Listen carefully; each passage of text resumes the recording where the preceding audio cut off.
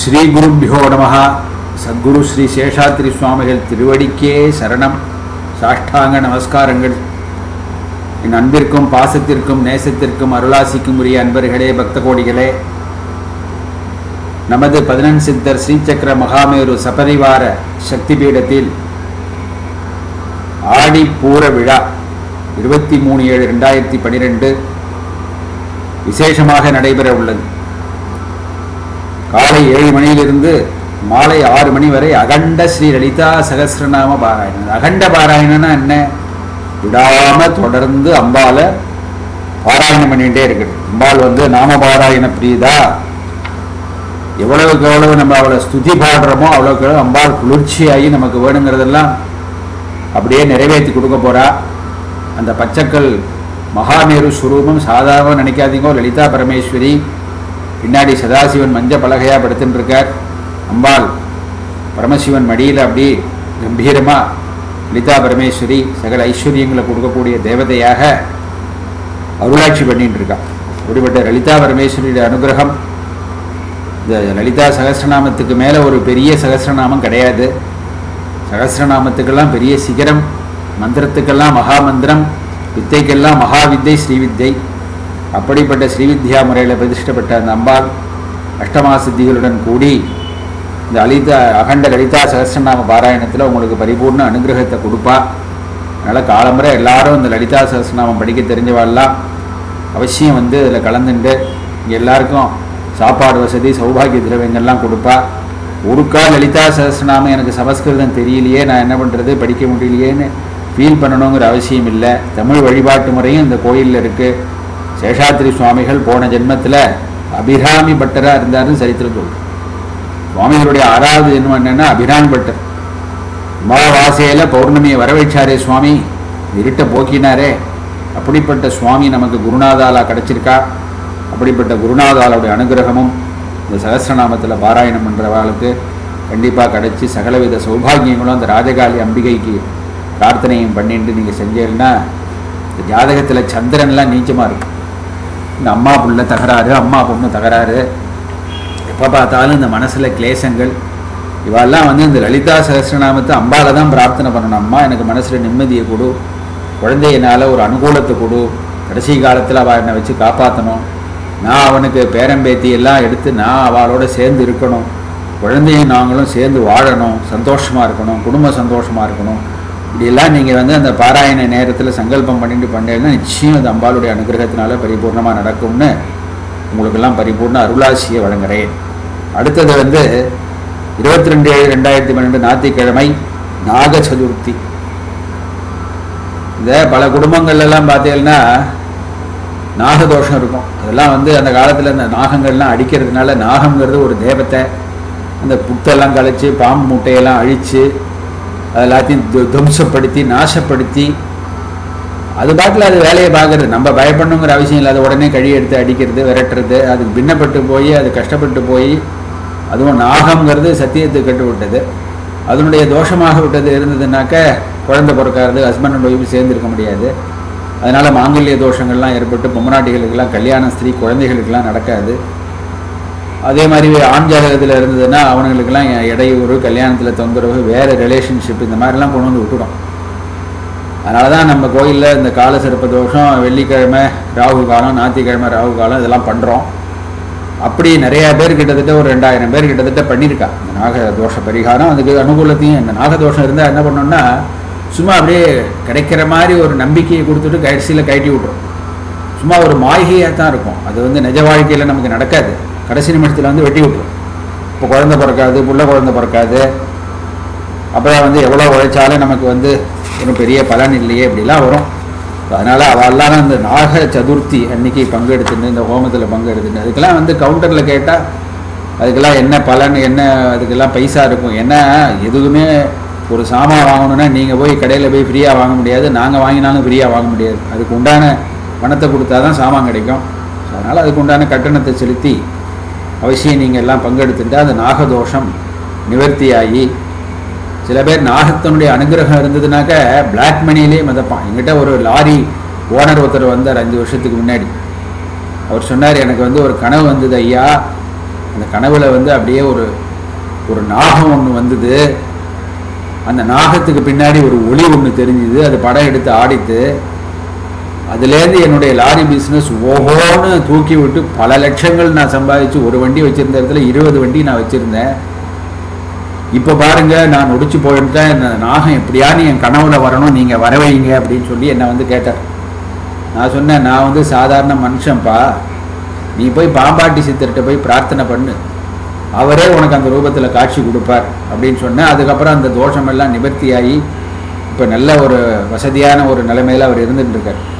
அந்த மாதிரி இதெல்லாம் நிஜ வாழ்க்கையில் நடந்த விஷயங்கள். அதனால் அந்த நாகதோஷத்துக்கு போக்குறதுக்கு பரிகாரம் பண்ணிட்டா அவங்களுக்கு நம்மளுக்கு ஐஸ்வர்யங்கள்லாம் கிடைக்கும், நிறையா பணம் வரும், வராத பணம் வரும். இப்படிலாம் அனுகூலத்தை பலன்களை கிடச்சி நம்ம அனுபவத்தில் நிறையா பார்த்துட்டு இருக்கோம். அதனால் அவசியம் பங்கெடுத்துருக்கோம். அடுத்தது அரூப மகாலட்சுமி பிரதிஷ்டா தினம் 27/7/2012 வெள்ளிக்கிழமை. அன்றைக்கி தான் இந்த பாலாலயத்தில் அரூப மகாலட்சுமியை பிரதிஷ்டை பண்ணோம். அரூபம் அப்படின்னா என்ன, உருவம் இல்லாமல் எந்திர வடிவமாக மகாலட்சுமி அம்பிகை அங்கே அமர்ந்து கொண்டு அருள்வாளிக்கிறார். இது வந்து வரலட்சுமி நோன்பு அன்றைக்கி தான் விசேஷமாக அங்கே பண்ணுவோம். நாங்கள் அங்கே ஸ்ரீசூக்த முறைப்படி ஹோமங்கள்லாம் நடந்து, ஜபங்கள்லாம் நடந்து, அந்த அம்பாளுக்கு அபிஷேகம் நடந்து, அதுவும் ஐஸ்வர்யத்துக்காகத்தான். இது வந்து பெண்களுக்கு மாங்கல்ய பலம் கூடறதுக்கும், கல்யாணம் ஆகாதவளை கல்யாணம் ஆகிறதுக்கும், வீட்டில் கடன் பிரச்சனை அது இதெல்லாம் தீர்றதுக்கும் செய்ய வேண்டிய ஒரு முக்கியமான பூஜை. அன்றைக்கி நீங்கள் பங்கெடுத்துட்டேன்னா அதுக்கு உண்டான பிரசாதம் பாலாலயத்தில் அதெல்லாம் கிடைக்கும் உங்களுக்கு. நீங்களே போய் பூஜை பண்ணி அந்த பிரசாதத்தை தாராளமாக நீங்கள்லாம் பங்கெடுத்துட்டு அனுபவிக்கலாம். அடுத்தது ஆடிப்பெருக்கு நாள் 2/8/2012 புதன்கிழமை. அன்றைக்கி 12 சித்தர்களுக்கும் பெருக்கணும், 16 பெற்று பெருவாழ்வு வாழ்க அப்படின்னு சொல்கிறோம். இதெல்லாம் ஐஸ்வர்யங்களுக்காக. அந்த ஆடிப்பெருக்கு அப்படின்னா நம்ம காவேரி கரையில் அதெல்லாம் தஞ்சாவூர் ஜில்லாவில் போய் பார்த்தா தெரியும். பெண்கள்லாம் மாங்கல்யத்தை அவங்களுக்கு மாங்கல்ய பலம் கூட்டுறதுக்காக காவேரி தாயை பிரார்த்தனை பண்ணி, இப்போ காவேரியை வச்சு போராட வேண்டியதாக இருக்குது நமக்கு. அது ஒரு கால பலம். அப்படிப்பட்ட அந்த காவேரி தாயினுடைய அனுகிரகத்தினால அந்த மாங்கல்ய பலமெல்லாம் கூடி சகலவித சௌபாகியங்களும் அடைஞ்சு, அந்த நதிகள்லாம் பிரவாகமாக வந்து மழையெல்லாம் காலத்தில் பிழிஞ்சு வீட்டில் வந்து ஐஸ்வர்யங்கள் பெருகணும்னு பெருக்கு எடுத்து ஓடணும். அதுக்காக தான் அந்த ஆடிப்பெருக்கு. அப்போ இப்போ சித்தர்களுக்கெல்லாம் சந்தன காப்பு, பூப்பந்தல் இதெல்லாம் போடணும். அன்றைக்கி சித்தர்களுக்கு ரொம்ப விசேஷமான நாள். 18 சித்தர்கள், 18ங்கிற நம்பரே ரொம்ப விசேஷம். ஸோ அப்படிப்பட்ட அந்த 18 சித்தர்களுக்கும் ஆடி 18ஆம் தேதி 18ஆம் பெருக்கு அன்றைக்கி விசேஷமான பூஜைகள், சிறப்பு அன்னதானங்கள்லாம் இருக்குது. அதில் நீங்கள் பங்கெடுத்துக்கணும். அடுத்தது வந்து 9/8/2012 வியாழக்கிழமை ஆடி மாதம் 25ஆம் தேதி குருவாயூரப்பன் என்று சொல்லக்கூடிய ஸ்ரீகிருஷ்ணனுக்கு கோகுலாஷ்டமி என்று சொல்லக்கூடிய கிருஷ்ணன் பிறப்பு. கிருஷ்ணன் எப்படி பிறந்தான்னு உங்களுக்கெல்லாம் தெரியும். ஒருத்தி மகனாய் பிறந்து ஓரிரவில் ஒருத்தி மகனாய் உதித்தின்னு தாய்மை பாக்கியத்தை கொடுக்குறவன் அந்த கிருஷ்ணன். அப்படிப்பட்ட கிருஷ்ணனுக்கு குருவாயூரப்பனுக்கு கோகுலாஷ்டமி அன்னைக்கு விசேஷமான பட்சணங்கள்லாம் வச்சு நிவேதனம் பண்ணி விசேஷ பூஜைகள்லாம் பண்ணி, குழந்தை இல்லாதவர்கள்லாம் பிரார்த்தனை பண்ணால் குழந்தை பிறக்கும். சர்க்கரை வியாதி, தொழுநோய், தோல் வியாதி இந்த மாதிரி இருக்கிறவாள்லாம் அதில் பங்கெடுத்துட்டு குருவாயூரப்பனுடைய பிரசாதத்தையும் இந்த சந்தன கலபச்சாத்துக்கு பங்கெடுத்துட்டு துலாபாரம்லாம் கொடுக்கலாம். வெள்ளம் கொடுத்தா பணப்பிரச்சனை தீரும், கடன் தொல்லை தீரும். சர்க்கரையை கொடுத்தா சர்க்கரை வியாதி போகும், செல்வம் பெருகும். நல்லெண்ணெய் கொடுக்கலாம். அதெல்லாம் கொடுத்தா அந்த குருவாயூரில் வந்து வாகச்சாத்து எண்ணெய்னு ஒன்று கொடுப்பார். காலால் அந்த ஆடின எண்ணெயை கொடுத்து அதை உடம்புல சாப்பிட்டாலே அந்த நோயெல்லாம் தீர்ந்து போகும். அந்த மாதிரி இங்கே வந்து நல்லெண்ணெயை கொடுத்தாலே சகலவிதமான ரோகங்கள், இது கேன்சர், குஷ்டரோகம் இதெல்லாம் இருக்குது. அதெல்லாம் வந்து நமக்கு க்ளீனாக எல்லாம் நிவர்த்தியாகி பளிச்சுன்னு ஆகிடும் உடம்பு. அதே மாதிரி தொழிலதிபர்கள், வியாபாரிகள், இவாளுக்கெல்லாம் வந்து கடன் பிரச்சனை, வராத மனம் அப்படிலாம் இருந்ததுன்னா அரிசியை வந்து அன்னதானத்துக்கு கொடுத்து அது துலாபாரமாகவும் கொடுத்து குருவாயூரப்பன் என் அப்பனுடைய பரிபூர்ண கிருபா கடாட்சத்தை இந்த கோகுல பாலன் குட்டி கிருஷ்ணனா குழந்தையாக வந்து குழந்தை இல்லாதவர்களுக்கெல்லாம் பிறப்பான், அனுகிரகம் பண்ணுவான். அப்படிப்பட்ட கிருஷ்ணன் குருவாயூரில் எப்படி இருக்கோ அதே மாதிரி சன்னதி இங்கே அமைச்சிருக்கோம். அதனால் அதுலேயும் பங்கெடுத்துட்டு நீங்கள் பெரும்பயன் அடையலாம். அடுத்தது 10/8/2012 வெள்ளிக்கிழமை ஆடி மாதம் 26 ஆடி கிருத்திகை. வெள்ளி தேவசேனா சமேதராக இருக்கிற சுப்பிரமணிய சுவாமிக்கு ரொம்ப விசேஷம். செவ்வாய்ங்கிறது பூமிக்காரகன். இந்த பூமி சொத்து தகராறு எல்லா இடத்துலையும் இப்போ பாருங்கள், நில அபகரிப்பு அது ஏகப்பட்ட கேஸ்லாம் நடந்துட்டுருக்கு. அதில் உண்மையும் இருக்குது, பொய்யும் இருக்குது, நமக்கு தெரியாது, நமக்கு அது சம்பந்தமும் இல்லை. ஆனாலும் அந்த மாதிரி இருக்கிறவாள்லாம் வந்து அன்றைக்கி வந்து ஆடி கர்த்திகை அன்றைக்கி முருகனுக்கு சத்துரு சம்ஹார திருசதி, அன்றைக்கி விசேஷ அபிஷேகம், சந்தன காப்பு அதெல்லாம் பண்ணி ஒரு பூப்பந்தெல்லாம் போடணும். பூவை சாத்தா அந்த பூ போல் அந்த பிரச்சனை விலகி போகும். பூவை என்ன விலை வைக்கிறதுலாம் கவலைப்படக்கூடாது. திரும்பி அந்த பணம் நமக்கு வரும். நீண்ட நாள் வழக்கெல்லாம் இருந்தால் அதில் வெற்றி கிடைக்கும். நிலம் வீடு சொத்து தகராறு இருந்தால் அந்த சிக்கல்லாம் விலகும். பில்லி சூன்யத்துலேருந்து இந்த பிளாக் மேஜிக்லேருந்து சத்துருக்கள்லேருந்து விரோதிகள்லேருந்து நமக்கு பாதுகாப்பு கிடைக்கும். சகல ஐஸ்வர்யங்களும் கிடைக்கும். அதனால் அதில் வந்து அவசியமாக நீங்கள் வந்து பங்கெடுத்துட்டு இந்த விழாக்கள்லாம் அந்த கோயிலில் நடக்கும்போது முன்கூட்டியே சீடியெல்லாம் போடுறோம், அப்புறம் வந்து பத்திரிகை நோட்டீஸ்லாம் அனுப்புகிறோம். அப்படியே இல்லைன்னா கூட நீங்களே ஆலயத்துக்கு டெலிஃபோன் மூலமாக கேட்டு தெரிஞ்சுட்டு நீங்கள் தாராளமாக வரலாம். தயவு செஞ்சு செல்ஃபோனை மாத்திரம் இங்கே உபயோகப்படுத்தாதீங்க. சில பேரை நான் கூப்பிட்டு கேட்கும்போது மன வருத்தம் உங்களுக்கு ஏற்படுறது. வருத்தப்பட்டு பிரயோஜனம் இல்லை. நீங்கள் எதுக்காக கோயில் உள்ள வளாகத்தில் வந்து உங்களுடைய சொந்த விஷயங்கள்லாம் கோயிலுக்கு வெளியில் வந்து நல்லபடியாக தரிசனம் பண்ணிவிட்டு பிரச்சனை தீர்றதுக்காக தான் நம்ம கோயிலுக்கு வரோம். அந்த நேரத்தில் ஃபோனை எடுத்தாலோ பேசினாலோ மறுபடியும் பிரச்சனையை தான் நம்ம பேச போகிறோம். அந்த பிரச்சனையை பேசுறதுனால பிரச்சனையை எங்கிட்ட வர சொல்லிட்டு சுவாமி வந்து வேடிக்கை பார்த்துட்டு இருக்கார். எங்கிட்ட சொல்ல வேண்டியதை மறுபடியும் இவ்வாறுக்குள்ளாரையே பேசிட்டு இருக்காளே, எனக்கு என்ன பொறுப்பு இருக்குன்னு சுவாமி விலகி போயிடுவார் உங்களை விட்டு. செல்ஃபோனை பேசினார். சித்தன் வந்து அனுகிரகம் பண்ணணும்னு வாசலில் வந்து நிற்பான். நீங்கள் குறைய ஏதாவது சித்தர்கிட்ட சொல்ல போகிறதா அவன் நினச்சின்னு நிற்பான் சித்தன். நீங்கள் மறுபடியும் டெலிஃபோனில் உங்களுக்குள்ளாரே பிரச்சனை போயிடணுன்னே சரி அவருக்குள்ளாரே தீர்ந்து போச்சு போட்டுருக்கு, நமக்கு ஒன்றும் வேலை இல்லைன்னு சித்தன் உங்களை விட்டு விலகி போயிடுவான். அப்போ செல்ஃபோன் பேசினாலே உங்களுக்கு கிடைக்க வேண்டிய அனுகிரகம் கிடைக்காது. அதனால் தயவு செஞ்சு செல்ஃபோன்லாம் பேசாதீர்கள் என்று சொல்லி 18 சித்தர்களும் சத்குரு சேஷாத்திரி சுவாமிகளும் எல்லா தேவதைகளும் உங்களுக்கு உடனிருந்து பரிபூர்ண அருளை பொங்கட்டும் பொழியட்டும். வாழ்த்துக்கள். வாழ்க வையகம். குருஜி.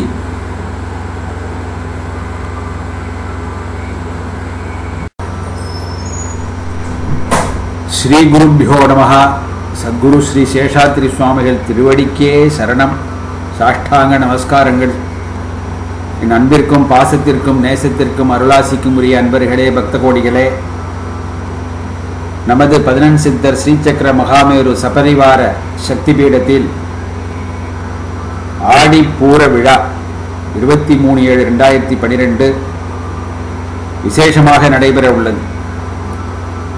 காலை 7 மணியிலிருந்து மாலை 6 மணி வரை அகண்ட ஸ்ரீ லலிதா சகஸ்ரநாம பாராயணம். அகண்ட பாராயணம்னா என்ன? விடாம தொடர்ந்து அம்பால பாராயணம் பண்ணிகிட்டே இருக்குது. அம்பாள் வந்து நாம பாராயண பிரியதா. எவ்வளவுக்கு எவ்வளவு நம்ம அவளை ஸ்துதி பாடுறோமோ அவ்வளோக்கு எவ்வளவு அம்பாள் குளிர்ச்சியாகி நமக்கு வேணுங்கிறதெல்லாம் அப்படியே நிறைவேற்றி கொடுக்க போறா. அந்த பச்சைக்கல் மகாமேரு ஸ்வரூபம் சாதாரண நினைக்காதீங்கோ. லலிதா பரமேஸ்வரி பின்னாடி சதாசிவன் மஞ்ச பலகையா படுத்துட்டு இருக்கார். அம்பாள் பரமசிவன் மடியில் அப்படி கம்பீரமா லலிதா பரமேஸ்வரி சகல ஐஸ்வர்யங்களை கொடுக்கக்கூடிய தேவதையாக அருளாட்சி பண்ணிட்டு இருக்கா. அப்படிப்பட்ட லலிதா பரமேஸ்வரியுடைய அனுகிரகம். இந்த லலிதா சகஸ்ரநாமத்துக்கு மேலே ஒரு பெரிய சகஸ்ரநாமம் கிடையாது. சகஸ்ரநாமத்துக்கெல்லாம் பெரிய சிகரம், மந்திரத்துக்கெல்லாம் மகாமந்திரம், வித்தைக்கெல்லாம் மகாவித்தை ஸ்ரீவித்தை. அப்படிப்பட்ட ஸ்ரீவித்யா முறையில் பிரதிஷ்டப்பட்ட அந்த அம்பாள் அஷ்டமா சித்திகளுடன் கூடி இந்த அகண்ட லலிதா சகஸ்ரநாம பாராயணத்தில் உங்களுக்கு பரிபூர்ண அனுகிரகத்தை கொடுப்பா. அதனால் காலம்பரை எல்லாரும் இந்த லலிதா சகஸ்ரநாமம் படிக்க தெரிஞ்சவாள்லாம் அவசியம் வந்து இதில் கலந்துட்டு இங்கே எல்லாருக்கும் சாப்பாடு வசதி சௌபாகிய திரவியங்கள்லாம் கொடுப்பா. ஒருக்கா லலிதா சகஸ்ரநாமம் எனக்கு சமஸ்கிருதம் தெரியலையே, நான் என்ன பண்ணுறது, படிக்க முடியலையேன்னு ஃபீல் பண்ணணுங்கிற அவசியம் இல்லை. தமிழ் வழிபாட்டு முறையும் இந்த கோயிலில் இருக்குது. சேஷாத்திரி சுவாமிகள் போன ஜென்மத்தில் அபிராமி பட்டராக இருந்தாருன்னு சரித்திரம் சொல்லுது. சுவாமிகளுடைய 6வது ஜென்மம் என்னென்னா அபிராமி பட்டர். அமாவாசையில் பௌர்ணமியை வரவேற்றாரே சுவாமி, இருட்டை போக்கினாரே. அப்படிப்பட்ட சுவாமி நமக்கு குருநாதாலா கிடச்சிருக்கா. அப்படிப்பட்ட குருநாதாலுடைய அனுகிரகமும் இந்த சகஸ்ரநாமத்தில் பாராயணம் பண்ணுறவாளுக்கு கண்டிப்பாக கிடச்சி சகலவித சௌபாகியங்களும் அந்த ராஜகாளி அம்பிகைக்கு பிரார்த்தனையும் பண்ணிட்டு நீங்கள் செஞ்சீங்கன்னா இந்த ஜாதகத்தில் சந்திரன்லாம் நீச்சமாக இருக்கும். இந்த அம்மா புள்ள தகராறு, அம்மா பொண்ணு தகராறு, எப்போ பார்த்தாலும் இந்த மனசில் கிளேசங்கள், இவெல்லாம் வந்து இந்த லலிதா சகஸ்ரநாமத்தை அம்பால தான் பிரார்த்தனை பண்ணணும். அம்மா எனக்கு மனசில் நிம்மதியை கொடு, குழந்தையினால் ஒரு அனுகூலத்தை கொடு, கடைசி காலத்தில் அவள் என்னை வச்சு காப்பாற்றணும், நான் அவனுக்கு பேரம்பேத்தி எல்லாம் எடுத்து நான் அவளோட சேர்ந்து இருக்கணும், குழந்தையும் நாங்களும் சேர்ந்து வாழணும், சந்தோஷமாக இருக்கணும், குடும்ப சந்தோஷமாக இருக்கணும். இப்படியெல்லாம் நீங்கள் வந்து அந்த பாராயண நேரத்தில் சங்கல்பம் பண்ணிட்டு பண்ணீங்கன்னா நிச்சயம் அந்த அம்பாளுடைய அனுகிரகத்தினால பரிபூர்ணமாக நடக்கும்னு உங்களுக்கெல்லாம் பரிபூர்ண அருளாசியை வழங்குகிறேன். அடுத்தது வந்து 22/7/2012 ஞாயிற்றுக்கிழமை நாக சதுர்த்தி. இந்த பல குடும்பங்கள்லாம் பார்த்தீங்கன்னா நாகதோஷம் இருக்கும். அதெல்லாம் வந்து அந்த காலத்தில் இந்த நாகங்கள்லாம் அடிக்கிறதுனால, நாகங்கிறது ஒரு தேவத்தை, அந்த புத்தெல்லாம் கழித்து பாம்பு முட்டையெல்லாம் அழித்து அது எல்லாத்தையும் துவம்சப்படுத்தி நாசப்படுத்தி அது பாட்டில் அது வேலையை பார்க்குறது. நம்ம பயப்படணுங்கிற அவசியம் இல்லை. அது உடனே கழி எடுத்து அடிக்கிறது, விரட்டுறது, அதுக்கு பின்னப்பட்டு போய் அது கஷ்டப்பட்டு போய், அதுவும் நாகம்ங்கிறது சத்தியத்துக்கு கட்டு விட்டது. அதனுடைய தோஷமாக விட்டது இருந்ததுனாக்க குழந்தை பிறக்காது, ஹஸ்பண்ட் அண்ட் ஒய்ஃப் சேர்ந்துருக்க முடியாது. அதனால் மாங்கல்ய தோஷங்கள்லாம் ஏற்பட்டு பொம்மநாட்டிகளுக்கெல்லாம் கல்யாணம், ஸ்திரீ குழந்தைகளுக்கெல்லாம் நடக்காது. அதே மாதிரி ஆண் ஜாதகத்தில் இருந்ததுன்னா அவனுங்களுக்கெல்லாம் இடையூறு, கல்யாணத்தில் தொந்தரவு, வேறு ரிலேஷன்ஷிப், இந்த மாதிரிலாம் கொண்டு வந்து விட்டுடும். அதனால தான் நம்ம கோயிலில் இந்த கால சிறப்பு தோஷம், வெள்ளிக்கிழமை ராகு காலம், ஞாயிற்றுக்கிழமை ராகு காலம் இதெல்லாம் பண்ணுறோம். அப்படி நிறையா பேர் கிட்டத்தட்ட ஒரு 2000 பேர் கிட்டத்தட்ட பண்ணியிருக்கா இந்த நாக தோஷ பரிகாரம். அதுக்கு அனுகூலத்தையும், இந்த நாகதோஷம் இருந்தால் என்ன பண்ணோம்னா சும்மா அப்படியே கிடைக்கிற மாதிரி ஒரு நம்பிக்கையை கொடுத்துட்டு கடைசியில் கழட்டி விட்ரும். சும்மா ஒரு மாளிகையாக தான் இருக்கும். அது வந்து நிஜ வாழ்க்கையில் நமக்கு நடக்காது. கடைசி நிமிஷத்தில் வந்து வெட்டி விட்ரும். இப்போ குழந்தை பிறக்காது, புள்ள குழந்தை பிறக்காது, அப்புறம் வந்து எவ்வளோ உழைச்சாலும் நமக்கு வந்து ஒரு பெரிய பலன் இல்லையே, இப்படிலாம் வரும். அதனால் அவெல்லாம் இந்த நாக சதுர்த்தி அன்னைக்கு பங்கெடுத்துட்டு, இந்த ஹோமத்தில் பங்கெடுத்துட்டு, அதுக்கெல்லாம் வந்து கவுண்டரில் கேட்டால் அதுக்கெல்லாம் என்ன பலன், என்ன அதுக்கெல்லாம் பைசா இருக்கும். ஏன்னா எதுவுமே ஒரு சாமான் வாங்கணுன்னா நீங்கள் போய் கடையில் போய் ஃப்ரீயாக வாங்க முடியாது, நாங்கள் வாங்கினாலும் ஃப்ரீயாக வாங்க முடியாது. அதுக்கு உண்டான பணத்தை கொடுத்தா தான் சாமான் கிடைக்கும். அதனால் அதுக்கு உண்டான கட்டணத்தை செலுத்தி அவசியம் நீங்கள் எல்லாம் பங்கெடுத்துட்டு அந்த நாகதோஷம் நிவர்த்தியாகி, சில பேர் நாகத்தினுடைய அனுகிரகம் இருந்ததுனாக்க பிளாக் மணியிலே மிதப்பான். எங்கிட்ட ஒரு லாரி ஓனர் ஒருத்தர் வந்தார் 5 வருஷத்துக்கு முன்னாடி. அவர் சொன்னார், எனக்கு வந்து ஒரு கனவு வந்தது ஐயா. அந்த கனவுல வந்து அப்படியே ஒரு நாகம் ஒன்று வந்தது. அந்த நாகத்துக்கு பின்னாடி ஒரு ஒளி ஒன்று தெரிஞ்சுது. அது படம் எடுத்து ஆடித்து.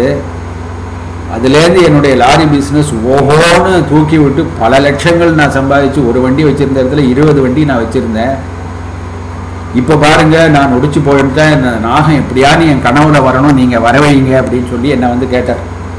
நான் சொன்னேன், நான் வந்து சாதாரண மனுஷன்ப்பா, நீ போய் பாம்பாட்டி சித்தர்கிட்ட போய் பிரார்த்தனை பண்ணு, அவரே உனக்கு அந்த ரூபத்தில் காட்சி கொடுப்பார் அப்படின்னு சொன்னேன். அதுக்கப்புறம் அந்த தோஷமெல்லாம் நிவர்த்தியாகி இப்போ நல்ல ஒரு வசதியான ஒரு நிலைமையில் அவர் இருந்துகிட்டு இருக்கார். அந்த மாதிரி இதெல்லாம் நிஜ வாழ்க்கையில் நடந்த விஷயங்கள். அதனால் இந்த நாகதோஷத்துக்கு போக்குறதுக்கு பரிகாரம் பண்ணிட்டா அவங்களுக்கு நம்மளுக்கு ஐஸ்வர்யங்கள்லாம் கிடைக்கும், நிறையா பணம் வரும், வராத பணம் வரும். இப்படிலாம் அனுகூலத்தை பலன்களை கிடச்சி நம்ம அனுபவத்தில் நிறையா பார்த்துட்டு இருக்கோம். அதனால் அவசியம் பங்கெடுத்துருக்கோம். அடுத்தது அரூப மகாலட்சுமி பிரதிஷ்டா தினம் 27/7/2012 வெள்ளிக்கிழமை. அன்றைக்கி தான் இந்த பாலாலயத்தில் அரூப மகாலட்சுமியை பிரதிஷ்டை பண்ணோம். அரூபம் அப்படின்னா என்ன, உருவம் இல்லாமல் எந்திர வடிவமாக மகாலட்சுமி அம்பிகை அங்கே அமர்ந்து கொண்டு அருள்வாளிக்கிறார்.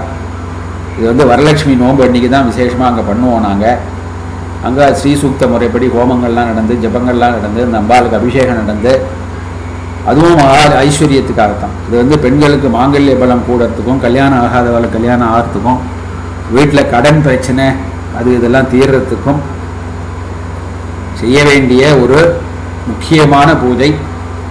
அன்றைக்கி நீங்கள் பங்கெடுத்துட்டேன்னா அதுக்கு உண்டான பிரசாதம் பாலாலயத்தில் அதெல்லாம் கிடைக்கும் உங்களுக்கு. நீங்களே போய் பூஜை பண்ணி அந்த பிரசாதத்தை தாராளமாக நீங்கள்லாம் பங்கெடுத்துட்டு அனுபவிக்கலாம். அடுத்தது ஆடிப்பெருக்கு நாள் 2/8/2012 புதன்கிழமை. அன்றைக்கி 12 சித்தர்களுக்கும் பெருக்கணும். 16 பெற்று பெருவாழ்வு வாழ்க அப்படின்னு சொல்கிறோம். இதெல்லாம் ஐஸ்வர்யங்களுக்காக. அந்த ஆடிப்பெருக்கு அப்படின்னா நம்ம காவேரி கரையில் அதெல்லாம் தஞ்சாவூர் ஜில்லாவில் போய் பார்த்தா தெரியும். பெண்கள்லாம் மாங்கல்யத்தை அவங்களுக்கு மாங்கல்ய பலம் கூட்டுறதுக்காக காவேரி தாயை பிரார்த்தனை பண்ணி, இப்போ காவேரியை வச்சு போராட வேண்டியதாக இருக்குது நமக்கு. அது ஒரு கால பலம். அப்படிப்பட்ட அந்த காவேரி தாயினுடைய அனுகிரகத்தினால அந்த மாங்கல்ய பலமெல்லாம் கூடி சகலவித சௌபாகியங்களும் அடைஞ்சு, அந்த நதிகள்லாம் பிரவாகமாக வந்து மழையெல்லாம் காலத்தில் பிழிஞ்சு வீட்டில் வந்து ஐஸ்வர்யங்கள் பெருகணும்னு பெருக்கு எடுத்து ஓடணும். அதுக்காக தான் அந்த ஆடிப்பெருக்கு. அப்போ இப்போ சித்தர்களுக்கெல்லாம் சந்தன காப்பு, பூப்பந்தல் இதெல்லாம் போடணும். அன்றைக்கி சித்தர்களுக்கு ரொம்ப விசேஷமான நாள். 18 சித்தர்கள், 18ங்கிற நம்பரே ரொம்ப விசேஷம். ஸோ அப்படிப்பட்ட அந்த 18 சித்தர்களுக்கும் ஆடி 18ஆம் தேதி 18ஆம் பெருக்கு அன்றைக்கி விசேஷமான பூஜைகள், சிறப்பு அன்னதானங்கள்லாம் இருக்குது. அதில் நீங்கள் பங்கெடுத்துக்கணும். அடுத்தது வந்து 9/8/2012 வியாழக்கிழமை ஆடி மாதம் 25ஆம் தேதி குருவாயூரப்பன் என்று சொல்லக்கூடிய ஸ்ரீகிருஷ்ணனுக்கு கோகுலாஷ்டமி என்று சொல்லக்கூடிய கிருஷ்ணன் பிறப்பு. கிருஷ்ணன் எப்படி பிறந்தான்னு உங்களுக்கெல்லாம் தெரியும். ஒருத்தி மகனாய் பிறந்து ஓரிரவில் ஒருத்தி மகனாய் உதித்தின்னு தாய்மை பாக்கியத்தை கொடுக்குறவன் அந்த கிருஷ்ணன். அப்படிப்பட்ட கிருஷ்ணனுக்கு குருவாயூரப்பனுக்கு கோகுலாஷ்டமி அன்னைக்கு விசேஷமான பட்சணங்கள்லாம் வச்சு நிவேதனம் பண்ணி விசேஷ பூஜைகள்லாம் பண்ணி குழந்தை இல்லாதவர்கள்லாம் பிரார்த்தனை பண்ணால் குழந்தை பிறக்கும். சர்க்கரை வியாதி, தொழுநோய், தோல் வியாதி இந்த மாதிரி இருக்கிறவாள்லாம் அதில் பங்கெடுத்துட்டு குருவாயூரப்பனுடைய பிரசாதத்தையும் இந்த சந்தன கலபச்சாத்துக்கு பங்கெடுத்துட்டு துலாபாரம்லாம் கொடுக்கலாம். வெள்ளம் கொடுத்தா பணப்பிரச்சனை தீரும், கடன் தொல்லை தீரும். சர்க்கரையை கொடுத்தா சர்க்கரை வியாதி போகும், செல்வம் பெருகும். நல்லெண்ணெய் கொடுக்கலாம். அதெல்லாம் கொடுத்தா அந்த குருவாயூரில் வந்து வாகச்சாத்து எண்ணெய்னு ஒன்று கொடுப்பாள். காலால் அந்த ஆடின எண்ணெயை கொடுத்து அதை உடம்புல சாப்பிட்டாலே அந்த நோயெல்லாம் தீர்ந்து போகும். அந்த மாதிரி இங்கே வந்து நல்லெண்ணெயை கொடுத்தாலே சகலவிதமான ரோகங்கள், இது கேன்சர், குஷ்டரோகம் இதெல்லாம் இருக்குது. அதெல்லாம் வந்து நமக்கு க்ளீனாக எல்லாம் நிவர்த்தியாகி பளிச்சுன்னு ஆகிடும் உடம்பு.